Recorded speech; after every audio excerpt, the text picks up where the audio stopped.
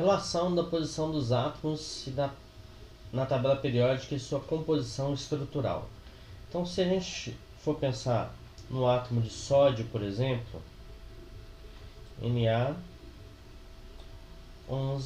número atômico, 23 o número de massa. Então, eu tenho nesse átomo prótons, elétrons e nêutrons. Nesse caso, eu tenho 11 prótons, eu tenho 11 elétrons, prótons positivo, elétron negativo, e eu tenho 12 nêutrons. Pego esses 11 elétrons e vou fazer a distribuição dele em diagrama de energia. Vai ficar assim, ó.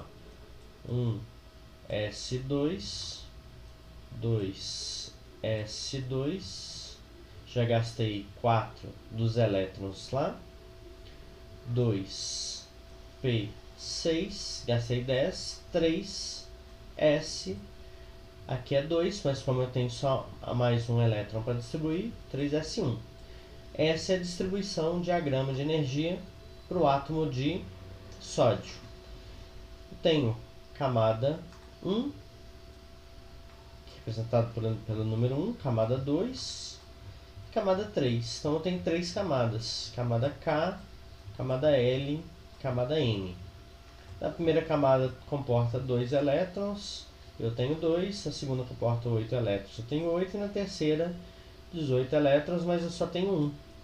E ele quer saber a relação disso para a tabela periódica. Significa dizer que a tabela periódica é a representação gráfica de todos os elementos químicos, naturais e artificiais, onde a maior parte da tabela periódica são os metais, tem os elementos de transição interna e externa,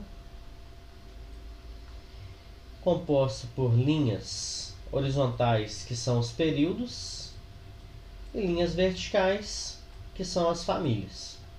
Nesse caso aqui, eu tenho 3 níveis de energia aqui, camadas preenchidas para esse átomo. Significa que esse átomo se encontra no terceiro período da tabela periódica, terceira linha horizontal. E ele tem, na última camada, ele tem apenas um elétron. Ele terminou com S. Quando termina com S ou P, são os elementos representativos. Ele terminou com S e tem um elétron na última camada, significa que esse átomo está na coluna, na família 1A. Então, número de camadas utilizadas representam o período e quantidade de elétrons na última camada representa a família, os elementos representativos. As principais características de cada modelo atômico ao lado. Tem o primeiro modelo, que é de Dalton. Ele falou que era uma esfera maciça e indivisível. O segundo eu tenho de Thomson. Foi a primeira pessoa a atribuir a natureza elétrica do átomo. Falou que o átomo era uma esfera positiva, com os elétrons grudados aqui na sua superfície. Depois eu tenho o modelo de Rutherford, que falou que esse átomo era positivo, muito pequenininho, e ocupava a menor parte do átomo, os elétrons girando ao redor do núcleo.